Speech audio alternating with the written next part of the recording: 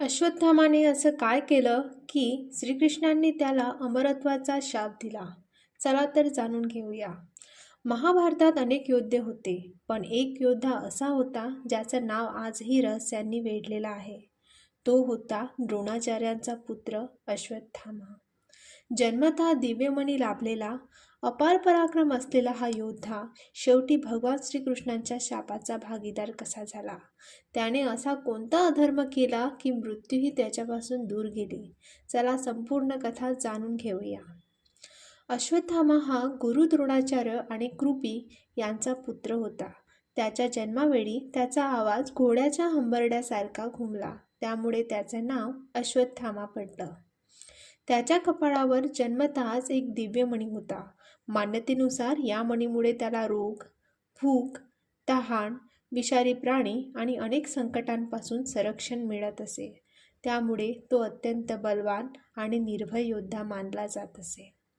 द्रोणाचार्यांनी त्याला धनुर्विद्या आणि दिव्य अस्त्रांचे ज्ञान दिले. तो ब्रह्मास्त्राचा उपयोग करू शकणाऱ्या अत्यंत थोड्या योद्ध्यांपैकी एक होता. महाभारत युद्धात द्रोणाचार्य अपराजित ठरत होते. त्यांना थांबवणे अशक्यप्राय झाले होते. श्रीकृष्णांनी एक युक्ती आखली. भीमाने अश्वत्थामा नावाच्या हत्तीचा वध केला. त्यानंतर युधिष्ठिर म्हणाले, अश्वत्थामा हतः, आणि नंतर मंद स्वरात जोडले, नरोवा कुंजरोवा. पहिला भाग ऐकून द्रोणाचार्यांना वाटलं की त्यांचा पुत्र मरण पावला. त्यांनी दुःखाने शस्त्र खाली ठेवले.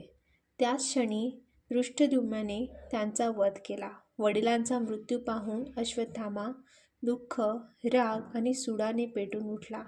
त्या क्षणापासून त्याचा विवेक रागाने झाकोळला. 18 दिवसांचं युद्ध जवळजवळ संपलं होतं. दुर्योधन गंभीर अवस्थेत पडला होता. त्याला पाहून अश्वत्थाम्याने पांडवांवर सूड उगवण्याची शपथ घेतली. त्या रात्री तो कृपाचार्य आणि कृतवर्मा यांच्यासोबत पांडवांच्या छावणीत गेला. तेथे पांडव नव्हते, झोपलेले होते द्रौपदीचे 5 पुत्र, म्हणजेच उपपांडव. रात्री झोपेत आणि निशस्त्र अवस्थेत अश्वत्थामाने त्यांची हत्या केली. महाभारतात हा अत्यंत घोर अधर्म मानला जातो. युद्धाचे नियम मोडून सुडाच्या आंधळेपणात निरपराधांचा वध करण्यात आला.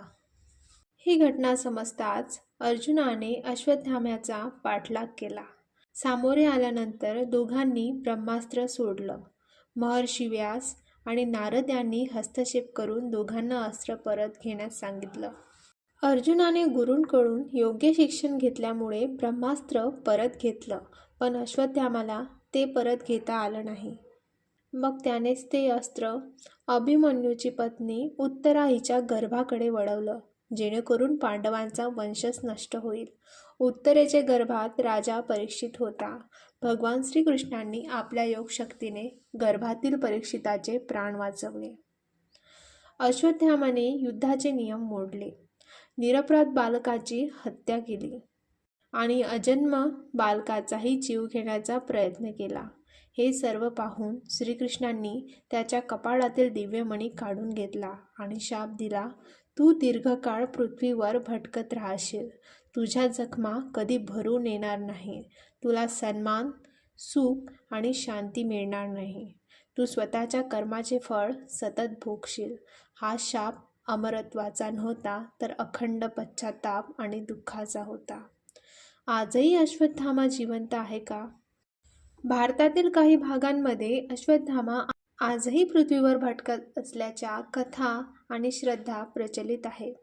मात्र या दाव्यांना ठोस ऐतिहासिक किंवा वैज्ञानिक पुरावे उपलब्ध नाहीत. त्यामुळे हा भाग धार्मिक परंपरेवर आणि लोकविश्वास म्हणूनच पाहिला जातो. अश्वत्थामाची कथा केवळ एका योद्ध्याची कथा नाही, ती प्रत्येक माणसाच्या जीवनाचा आरसा आहे. आपल्या आयुष्यातही असे प्रसंग येतात जेव्हा राग, सूड, अपमान किंवा दुःखामुळे आपण चुकीचे निर्णय घेण्याचा मोह करतो. एका क्षणाच्या रागात बोललेले शब्द अनेक वर्षाचे नाते तोडू शकतात. सुडाच्या भावनेत घेतलेला निर्णय संपूर्ण कुटुंबाचे नुकसान करू शकतो. शक्ती असणे चुकीचे नाही, पण त्या शक्तीवर संयम असणे अधिक महत्त्वाचे आहे.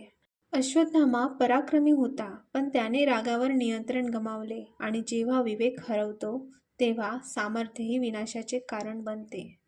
महाभारत आपल्याला शिकवते, राग क्षणिक असतो, पण त्यातून केलेल्या कर्माचे परिणाम आयुष्यभर भोगावे लागू शकतात. म्हणूनच निर्णय रागात घेऊ नका. सुडाऐवजी न्याय निवडा आणि शक्तीपेक्षा विवेकाला अधिक महत्त्व द्या. हीच अश्वत्थामाच्या कथेतून मिळणारी सर्वात मोठी जीवन शिकवण आहे. तुमच्या मते श्रीकृष्णांनी अश्वत्थामाला दिलेला शाप योग्य होता का? तुमचे मत कमेंटमध्ये नक्की सांगा. अशा आणखी महाभारताच्या सखोल कथा पाहण्यासाठी महाभारत सार चॅनलला नक्की सबस्क्राईब करा. धन्यवाद.